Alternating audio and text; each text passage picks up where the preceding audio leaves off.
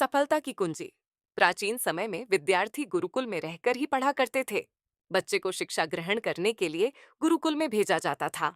बच्चे गुरुकुल में गुरु के सानिध्य में आश्रम की देखभाल किया करते थे और अध्ययन भी किया करते थे।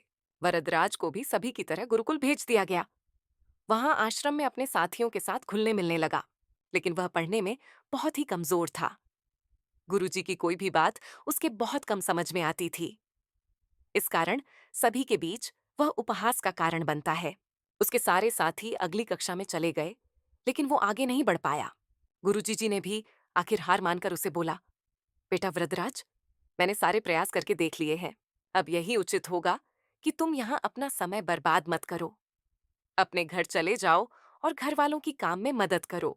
वरदराज ने भी सोचा कि शायद विद्या मेरी किस्मत में नहीं है, और भारी मन से गुरुकुल से घर के लिए निकल गया। दोपहर का समय था। रास्ते में उसे प्यास लगने लगी।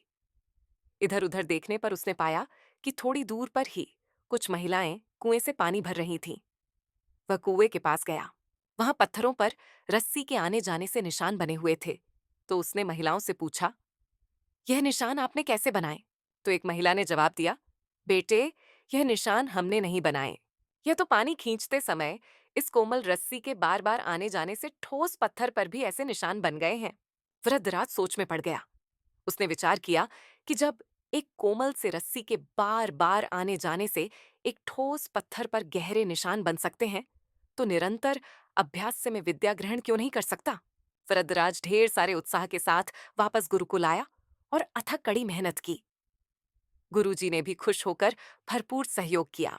कुछ ही सालों बाद यही मंदबुद्धि बालक वृद्धराज आगे चलकर संस्कृत व्याकरण का महान विद्वान बना, जिसने लघु सिद्धांत कौमुदी, मध्य सिद्धांत कौमुदी, सार सिद्धांत कौमुदी, गीरवाण पद मंजरी की रचना की। इस कहानी से हमें यह सीखने को मिलता है कि दोस्तों, अभ्यास की शक्ति का तो कहना ही क्या है। यह आपके हर सपने को पूरा करेगी। अभ्यास बहुत जरूरी है, चाहे वो खेल में हो या पढ़ाई में या किसी और चीज में। बिना अभ्यास के आप सफल नहीं हो सकते हो। अगर आप बिना अभ्यास के केवल किस्मत के भरोसे बैठे रहोगे, तो आखिर में आपको पछतावे के सिवा और कुछ हाथ नहीं लगेगा। इसलिए अभ्यास के साथ धैर्य, परिश्रम और लगन रखकर आप अपनी मंजिल को पाने के लिए जुट जाएं।